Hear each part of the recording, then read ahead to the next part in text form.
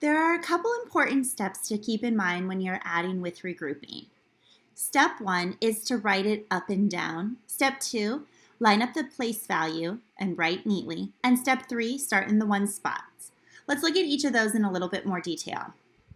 Step 1, write it up and down. You will notice a lot of papers write your addition problem laying down or horizontally. Mathematicians, that does not make your job any easier. It takes just a few seconds to write your math problem up and down or vertically, and it takes a lot less time to complete your problem and you make a lot fewer mistakes. Step 2 is to line up your place value and write neatly. As you are working with your larger numbers, you want to make sure that your ones line up with your ones, your tens line up with your tens, and your hundreds line up with your hundreds. When I write down my addition problems, I write down my first addend and then my second addend, and then I put my plus sign in.